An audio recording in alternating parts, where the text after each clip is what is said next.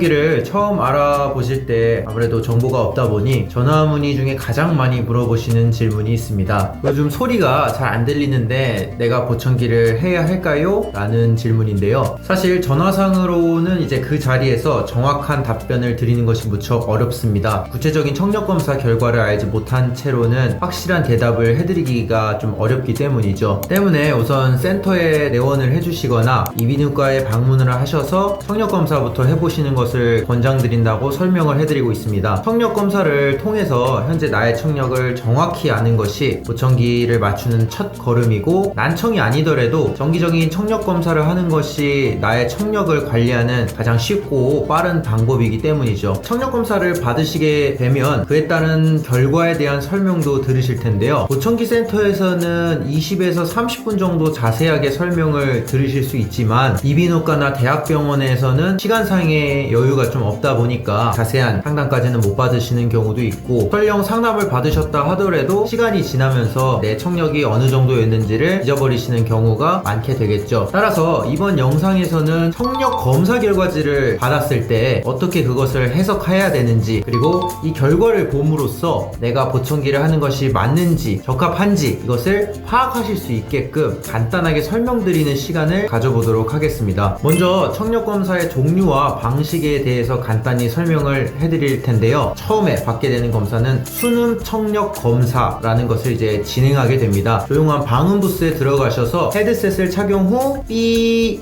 소리가 들릴 때마다 버튼을 눌러서 반응을 하시는 검사입니다. 긴가민가 할 정도의 작은 소리도 내가 들린다고 판단이 되면 반드시 눌러주셔야지 정확한 검사를 해드릴 수 있습니다. 검사를 마치게 되면 좌측과 우측 모두 저음부터 고음까지 얼마나 작은 소리까지 내가 듣고 있는지 현재 나의 청력 상태를 확인하실 수 있고요. 이게 가장 기본적인 청력 검사라고 생각하시면 됩니다. 추가적으로 어음 청력 검사도 받으실 텐데요. 여기서 잠깐, 이 검사는 진행하는 센터도 있고 하지 않는 센터도 있습니다. 하지만 올바른 청력 상태와 보청기 예후를 파악하기 위해서는 매우 꼭 필요한 검사니까요. 이 검사를 꼭 진행하는 센터나 이비인후과에서 보청기 관리를 받으시는 것을 권장드리겠습니다. 어음 청력 검사는 말소리의 명료도를 확인하는 검사입니다. 편안하게 들을 수 있는 데시벨, 즉 소리의 강도를 찾고 검사를 진행하게 되는데요. 강, 동,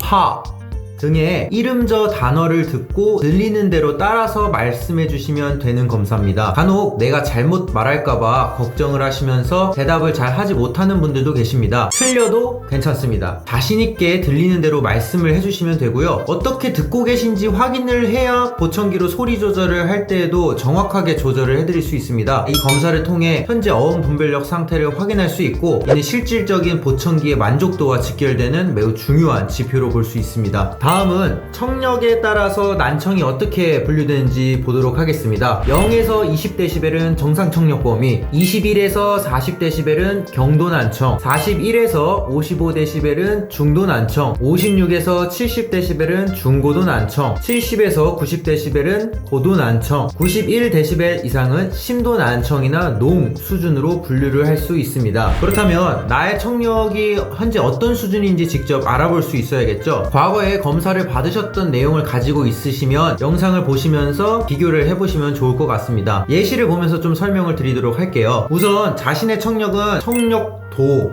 그림으로 나타되어 있는 것과 평균 청력, 이제 그냥 숫자 자체로 나타내 있는 것을 파악을 할 수 있는데요. 여기서 이제 평균 청력은 6분법을 통해서 확인할 수가 있습니다. 각각의 500Hz, 1000Hz, 2000Hz, 4000Hz 두파수 대역에서 청력 역치의 평균을 의미합니다. 이 청력도 기준으로는 제가 지금 띄워드리는 계산법처럼 계산을 하시면 평균 청력을 아실 수 있습니다. 숫자가 커질수록 청력이 나빠진다는 것을 알 수 있으며, 앞서 말씀드린 난청의 분류에서 자신의 숫자를 대입해보면 나의 난청 정도를 파악하실 수 있게 됩니다. 자신의 난청 정도는 청력 그래프를 통해서도 알아볼 수 있는데요. 빨간색 점은 우측 청력, 파란색 점은 좌측 청력을 의미합니다. 가운데에 나와 있는 요 숫자 가로선은 헤르츠라고 표현되어 있는데요. 가운데 기준으로 오른쪽으로 갈수록 고음, 왼쪽으로 갈수록 저음을 의미합니다. 소위 말해 남자 목소리, 고음은 여자 목소리, 이렇게 이해를 하셔도 됩니다. 됩니다. 아래 선에 나와 있는 숫자들은 데시벨이라고 표시가 되어 있는데요. 이것은 말 그대로 볼륨, 소리의 세기, 크기를 의미합니다. 20데시벨을 기준으로 선을 그었을 때 모든 주파수의 역치를 이은 그래프가 기준 선보다 위에 있을 경우 정상 청력에 해당된다 라고 볼 수 있습니다. 이분의 경우에는 정상 청력에 해당되는 청력의 역치를 보여주고 있다, 이렇게 보시면 되는 거죠. 이번에는 40데시벨 기준으로 그어보도록 하겠습니다. 경도 난청의 기준인데 그래프가 선에 걸쳐져 있는 경우에는 일상생활에서 조금씩 불편한 것 같기도 하고 아닌 것 같기도 한 아주 애매한 상태라고 볼 수 있습니다. 40데시벨보다 높지도 크게 낮지도 않는 경우에는 반드시 보청기가 필요한 것은 아니지만 난청으로 인해 일상생활에서 불편한 상황이 종종 있으시는 경우다, 이렇게 보시면 될 것 같아요. 가령 TV 볼륨이라든지 직장에서 상사나 동료의 말을 듣는 것이 어렵다든지 회의를 하면서 상대방의 말을 놓치는 경우가 있다든지 종종 불편한 상황들이 생기는 것을 느끼실 수 있습니다. 이렇게 경도 난청에 해당되시는 분들 중 직장 생활을 하시거나 사회생활 하시는 분들은 보청기 착용을 고려하시기도 합니다. 이번에는 다른 분의 케이스인데요. 모든 주파수 범위가 40데시벨보다 아래에 있는 것을 확실하게 확인할 수 있습니다. 이런 경우에는 난청으로 인해 불편하다는 상황을 느끼는 경우가 많아지게 되는데요. 여러 명이서 이야기할 때와 시끄러운 곳에서 대화할 때 말소리를 놓치는 횟수가 많아지게 됩니다. 처음에 보청기를 상담하러 오시는 분들이 대개 이러한 청력을 가지고 계신 분들이 많은데요. 맨 처음에 질문이 내가 보청기를 착용해야 하는지에 대한 대답으로 돌아가면 그래프와 평균 청력을 기준으로 살펴보았을 때는 평균 청력 40에서 50데시벨을 넘어가는 기준이 바로 본인이 보청기의 필요성을 느끼게 되는 시작점이다 라고 생각을 할 수 있겠습니다. 조금 특별한 경우도 있는데요. 지금 보시는 그래프처럼 40데시벨 기준 선보다 저음 쪽의 영역은 정상 청력 범위지만 고음 영역 쪽, 즉 고주파 쪽 부분부터는 청력 손실이 더 많이 있는 경우입니다. 원인을 특정할 수는 없지만 이렇게 고음 쪽 청력의 손실이 많아지면 아무리 저음 쪽 청력이 좋다고 하더라도 어음 분별력이 떨어지고 일상생활 속에서의 대화나 불편함이 많이 있기 때문에 보청기 착용을